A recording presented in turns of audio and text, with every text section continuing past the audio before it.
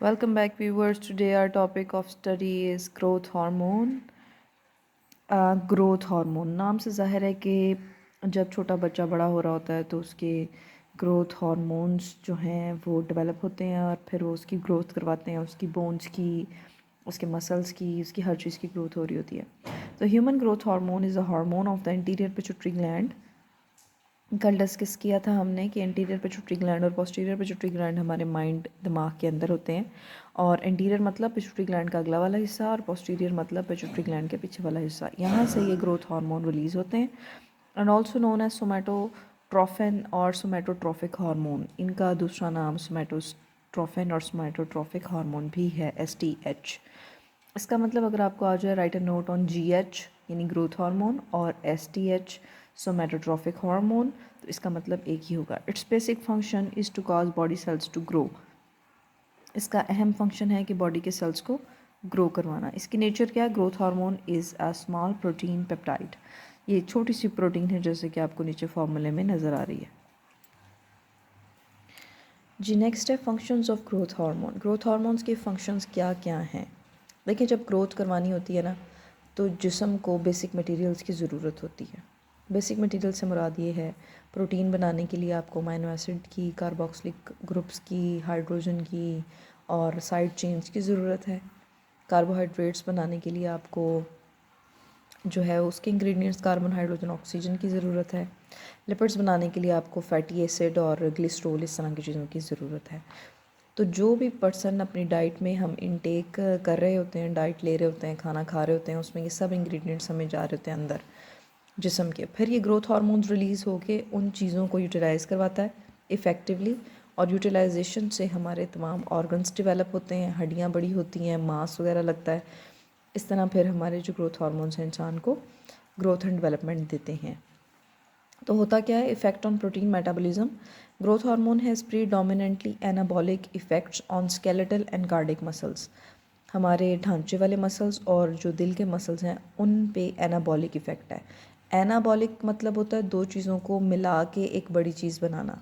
Catabolic मतलब दो चीज़ों, एक चीज़ को तोड़ के दो में कन्वर्ट करना। तो ग्रोथ हार्मोन का एनाबॉलिक इफ़ेक्ट है स्केलेटल मसल्स के लिए और कार्डिक मसल्स के लिए। It stimulates the synthesis of protein. ये प्रोटीन की सिंथेसिस को स्टिमुलेट करता है, इंक्रीज़ करता है, यानी प्रोटीन बनाने के प्रोसेस को, RNA को, DNA के बनाने के प्रोसेस को इंक्रीज़ करता है। दूसरा इसका इफेक्ट है, it promotes amino acid entry into the cell as does insulin. ये अमाइनो एसिड की एंट्री सेल में इंक्रीज़ करता है जैसे इंसुलिन करता है। It decreases catabolism of protein. ये प्रोटीन के तोड़ने फोड़ने को रोकता है, because growth hormone mobilise free fatty acids to supply energy. जिस्म के अंदर फ्री फैटी एसिड्स को सप्लाई करता है, एनर्जी को बचाता है, ना कि एनर्जी को यूटिलाइज़ करवाता है। क्योंकि उसने नई चीज़ें बनानी होती हैं, तो अगर ये एनर्जी को खर्च कर देगा तो नई चीज़ें नहीं बन सकेंगी, नए सेल्स नहीं बन सकेंगे, नए ग्लैंड्स नहीं बन सकेंगे, नई हड्डी नहीं बन सकेगी, नए मसल्स नहीं बन सकेंगे।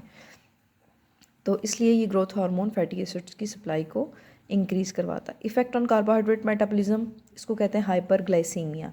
हाइपर कहते हैं ग्लाइसीमिया, यानी ग्लूकोज की मकदार ज़्यादा हो जाती है। Growth hormone is a diabetogenic hormone, यानी डायबिटीज़ कहते हैं ना हम, अगर शुगर ब्लड में ज़्यादा हो जाए नॉर्मल से तो उसको डायबिटीज़ कहते हैं। तो ये डायबिटोजेनिक हार्मोन है because of its anti insulin effect. इसका एंटी इंसुलिन इफेक्ट है। Growth hormone has a tendency to cause hyper glycaemia.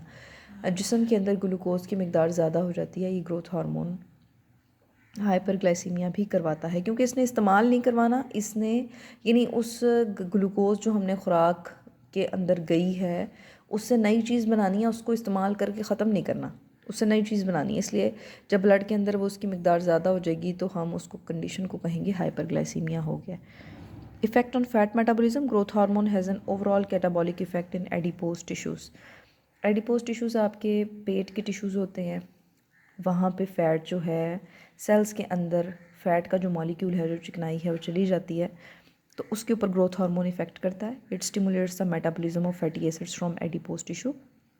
Adipose tissue से फ़ैट की मेटाबॉलिज्म को ये स्टिमुलेट करता है, leading to decrease triglyceride content in fatty tissue and increase plasma level of fatty acids and glycerol. और plasma level increase कर देता है प्लाज्मा में फैटी टिश्यूज़ के अंदर फैटी एसिड और कोलेस्ट्रॉल का लेवल इंक्रीज़ कर देता है क्योंकि फ़ैट की ब्रेक डाउन करता है। अच्छा, इसकी वजह से बाज़-औक़ात फैटी लिवर हो जाता है, जो आपका जिगर है वो फैटी एसिड से भर जाता है। This occurs due to the excess mobilization of the free fatty acids from adipose tissues।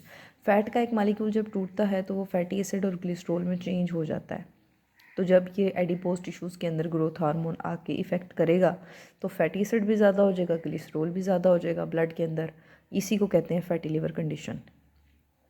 इसका मतलब ग्रोथ हार्मोन प्रोटीन भी बनाता है, हाइपरग्लाइसीमिया भी कर देता है और फैटी लिवर भी कर सकता है। इसका मतलब जब ग्रोथ हो रही होती है तमाम ऑर्गन्स की, तब उस टाइम बहुत ज़्यादा भी दे देने से ये बीमारियां आ सकती हैं खुराक, इसलिए एक normal amount of diet is very important. Effects on inorganic metabolism: growth hormone increases the retention of the phosphorus and calcium ions in the body fluids by increasing absorption from the GIT and renal tubules। Calcium की absorption को increase करता है और phosphorus की retention का मतलब होता है स्टे करना और एब्जॉर्ब करना, रीअब्जॉर्ब करना, ये इंक्रीज़ कर देता है GIT में। It also causes the retention of sodium, potassium chloride and magnesium ions. इन सब आइंस की रिटेंशन भी इंक्रीज़ करता है। हमारे जिस्म के अंदर ना जितने भी सेल्स हैं उनके बाहर पंप्स लगे हुए हैं, सोडियम पोटाशियम पंप्स। अगर वो पंप्स नॉर्मली काम कर रहे हैं तो सेल का जो एक पूरा स्ट्रक्चर है, उसकी एक साख्त है, वो मेंटेन रहती है।